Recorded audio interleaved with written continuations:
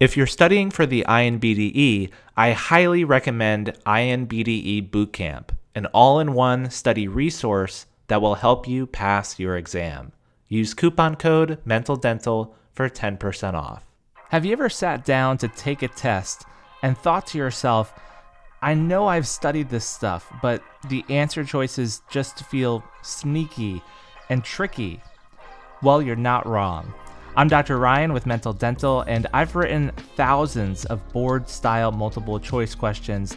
I've written most of the questions on INBDE Bootcamp. I've written all of the questions in the Mental Dental Academy, and today I want to give you a behind-the-scenes look from the perspective of a test writer, not just a test taker. And these strategies that I'm about to give you won't replace studying, but they will help you pick the right answer, especially when you can't decide between two remaining answer choices. Tip number 1, boards favor conservative tooth-preserving treatment. When in doubt, the boards almost always favor the least invasive, the most conservative, and the option that preserves the most healthy tooth structure. For example, if you have choices between referring or treating, remineralizing or restoring, or root canal treatment versus extraction, the conservative option is much more often the correct one. Tip number 2, if two answer choices say the same thing, eliminate both. This is a huge test writer trick. If you have two answer choices that are basically paraphrases of each other, neither one of them is usually correct, because a highly vetted question to appear on a board exam is written so you have one answer choice only that's correct, not two of them.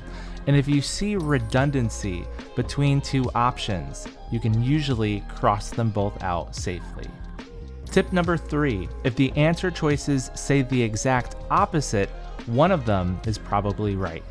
This is the previous tip, but the reverse. So for example, if an answer says increase X and another says decrease X, pay attention to that, because test writers will often include opposites in order to test your understanding of a conceptual direction. For example, when X happens, does your blood pressure go up or down? Does your pH go up or down? Does bone turnover increase or decrease? Things like that.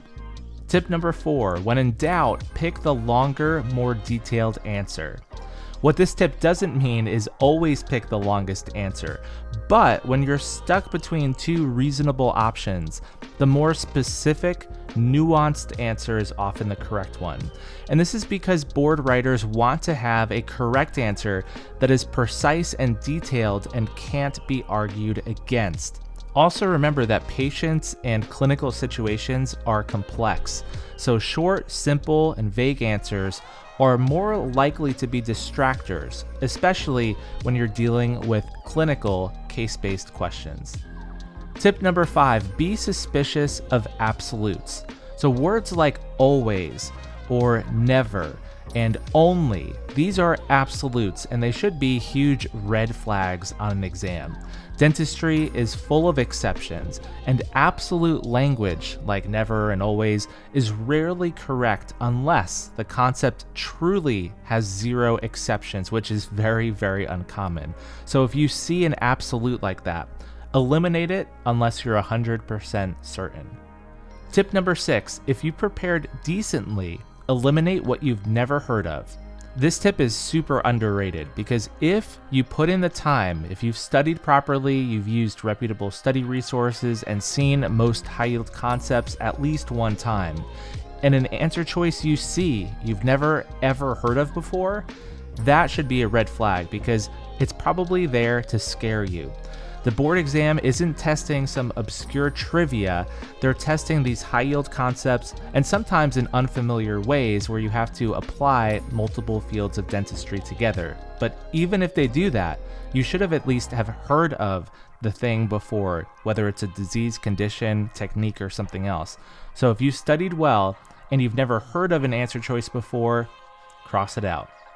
Tip number 7, if you're truly stuck, use the pairing strategy. If you're on a question and if none of the previous tips apply and you're completely unsure, and you see options like both A and B, or all of the above, or none of the above, pay close attention to those. Sometimes as a test writer, it's honestly a throwaway option that we just include just to fill out the answer choices because we couldn't think of another good distractor.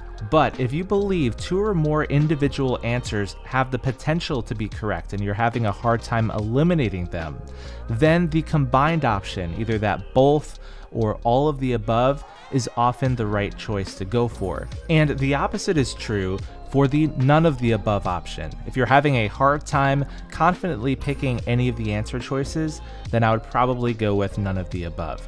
Test writers know this, by the way. They know students hesitate when they see those types of inclusive answer choices, and they'll use that hesitation against you. So the big takeaway here is that board exams are testing what you know, but they're also testing how you think. So knowledge can get you down to maybe 2 answer choices, and strategy can actually yield you that point. If you want more videos like this breaking down how board exam questions are actually written, let me know in the comments. I always read those comments, so I'd love to hear your feedback. And if you're currently studying for the INBDE or the ADAT, this is the kind of mindset I have built into everything that we do at Mental Dental. So if you're part of the academy, I'm not just teaching you dentistry, you're learning how to crush the exam. Guys, thank you so much for watching this video. If you enjoyed it, please leave a like, subscribe to the channel if you haven't already, share it with your friends and your colleagues, and let me know in the comments what you thought of this one, but also what you'd love to see from me next. Guys, I hope you're staying safe out there, staying healthy. God bless all of you, and I'll see you in the next video.